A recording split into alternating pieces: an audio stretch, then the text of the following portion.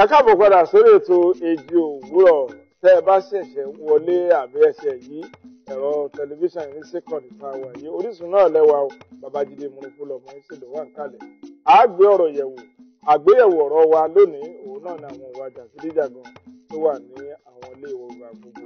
Àmọ́ a forí ẹ̀ ṣẹlẹ̀ sórí ilé ìwé girama. Bóyá ká tún mú wá sí àwọn ilé ìwé alákọ̀ọ́bẹ̀rẹ̀ náà nítorí pé ẹ̀rọ ọmọ mi wọ́n máa pe kíní kan wá ní búlì ní ìsinmi. Dókítà Akínwó làbí ti wà ń kalẹ̀ o. Dókítà ẹ̀kọ́júmọ́ olóòtú àti gbogbo ọmọ Nàìjíríà adẹ̀kú àṣekù àṣeyẹ ìjọba gba òmìnira.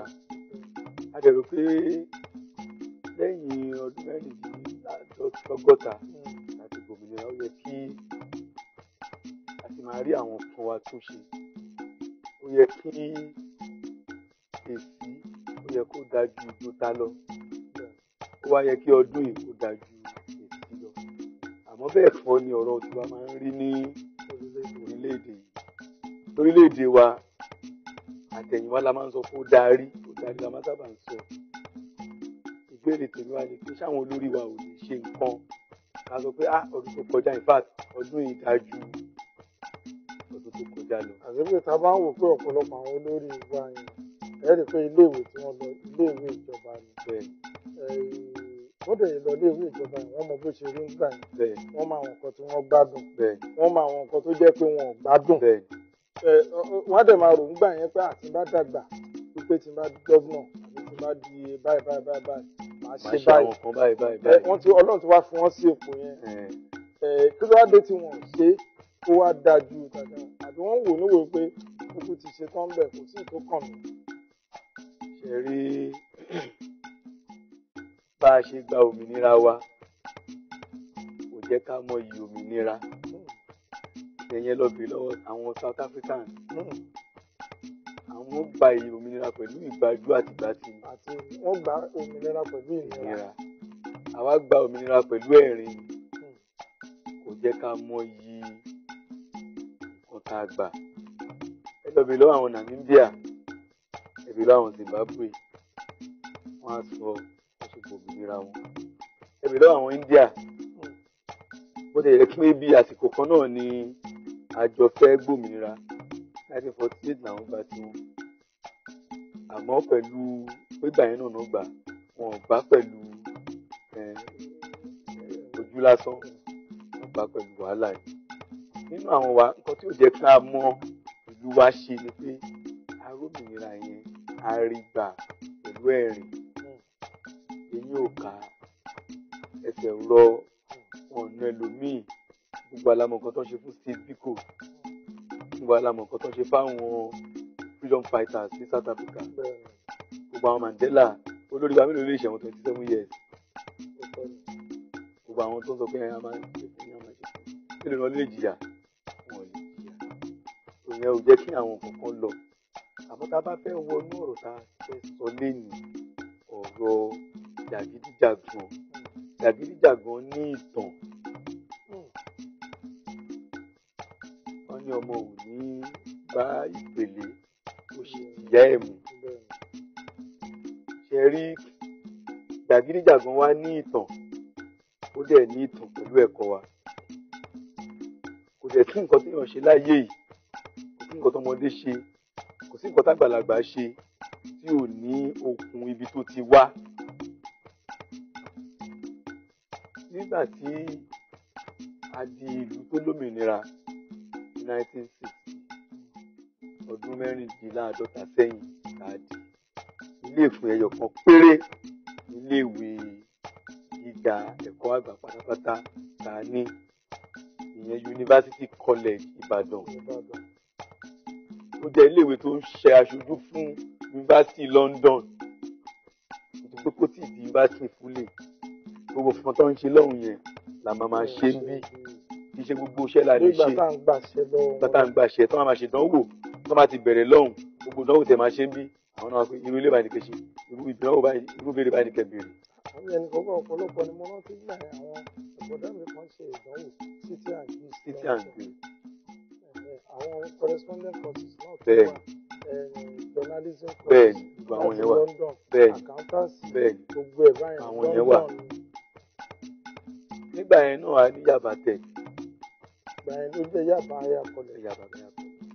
Nígbà tí ó yá láàrin 1965 a níbi iléèwé 5 mi àbí 4 University of Lagos, Ọbáfẹ́mi Awólọ́wọ̀ University ní Spain, tó ń pè University of Ife, a ní ABU àti University of Nigeria.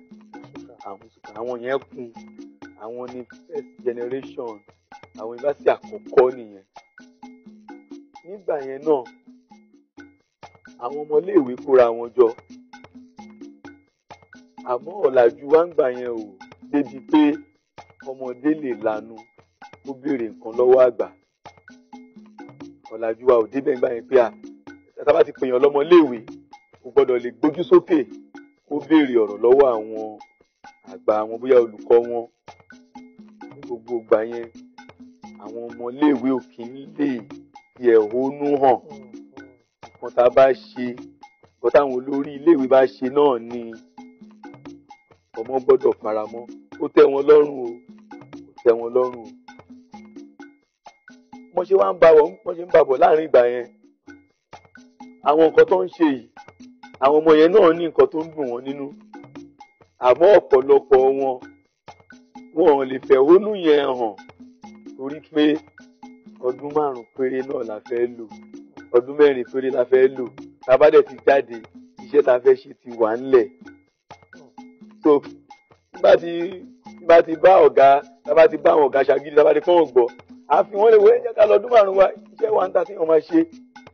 Téèyàn bá jáde bí àwọn iléeṣẹ́ àwọn bìtìkó bí òpè ẹ̀, àwọn iléeṣẹ́ àwọn Indians tó wà nílẹ̀ ńgbà yẹn á pè ẹ̀. Ìgbà yẹn láwọn Kingsway, láwọn Bosin, Shewaram, láwọn GB Olivan, SCOA, gbogbo àwọn yẹn wọ́n wà káàkiri. Tó jẹ́ pé wọ́n bá ti parí exam wọ́n ti páàkì ọkọ̀ tá máa dúró. Wọ́n ti wà ṣe so èèyàn ń wàlẹ̀ ẹ láyà nílé ìwé òní, tó bá ti ń wàlẹ̀ ẹ láyà jù wá kàn. Ìṣẹ́ má gbàgbé iṣẹ́ ọlọ́pàá náà dẹ̀ ilé ọlọ́pàá wà ń bẹ̀, iṣẹ́ àmì wà ń bẹ̀, tó ń bẹ̀ wọ́n, iṣẹ́ navy wà ń bẹ̀. Láàrin ìgbà yẹn náà ẹ̀ṣẹ̀dá navy ilẹ̀. Air Force náà ẹ̀ṣẹ̀dá lẹ́ngbà yẹn ni wọ́n ń wáyàn. Èèyàn tó bá lọ yunifásitì ò ní gba iṣẹ́ ọlọ́pàá lọ, ò ní gba navy lọ, ò ní gba Air Force lọ. Àfiwọ́ tó kọ̀ jẹ́ pé o kàn fẹ́ràn pé iṣẹ́ ológun ló wù mí ṣe. Ìwà rántí náà wọ́n sọ pé wọ́n máa rí pé ọmọkùnrin náà yẹn pé ní iléèwé ó dà pé ó burú. Wọ́n á ní ẹjẹ́ kọ́mọdé lọ sójà, ẹjẹ́ kó lọ ṣiṣẹ́ ológun. Kó lọ ṣiṣẹ́ ológun. Ní gbogbo ìgbà yẹn kò sí nǹkan tó máa mú àwọn ọmọ kóra jọ jù pé a fẹ́ kọ́ nǹkan báyìí. A fẹ́ kọ́ kò ní tẹ́ bá ti ń kọ́ lẹ́ẹ̀kínní kọ́ lẹ́ẹ̀kejì, ẹ ti ń kọ́ lẹ́ẹ̀kẹta, ẹ ti ń súnmọ́ 300 level. Láti máa wo iléeṣẹ́, láti máa wo rẹ̀ bí máníjà pé ó ẹ̀jẹ̀ ká fún wọn lẹ́jàre. Kódà ní yunifásitì nígbà náà wọ́n máa bẹ̀yàn wá ṣe graduate assistant. Onígbìmọ̀ yẹn kò sí nǹkan tó fẹ́ fà, kò sí wàhálà tó fẹ́ fà torí lẹ́yìn ọdún 4 yẹn kò ti kúrò lọ́mọléèwé. Ṣùgbọ́n nígbà tó wá ti di pé à ń dé ààyè kan tó di pé à ń fi ìyà ẹ̀tọ́ àwọn ọmọléèwé, à ń fẹ̀tọ́ wọn jẹ wọ́n ń yà. Tó ti di pé tí wọ́n bá ń wáṣẹ́ o gbọ́dọ̀ mọ̀yàn. Tó bá fẹ́ ilé yìí o ò lè rí àfi tó bá mọ̀yàn. Tó bá ń wá ilé yìí o ò lè rí àfi tó bá mọ̀yàn. Tó bá tún wá fẹ́ mọ̀yàn tán wọ́n á tún sọ fún ẹ pé o gbọ́dọ̀ yege ní débi báyìí, o gbọ́dọ̀ yege dé first class, o gbọ́dọ̀ yege dé second class upper, o gbọ́dọ̀ yege dé second class lower. Àwọn tó dẹ̀ máa jẹ́ kó yege náà ti wà ń bẹ̀, wọ́n dúró pé àní jẹ́ kó yege débẹ̀. Ó mọ̀ o, àní jẹ́ kó yege débẹ̀. Àwọn ọmọ iléèwé náà wá kóra wọn jọ. Àwa náà máa kọ kínní.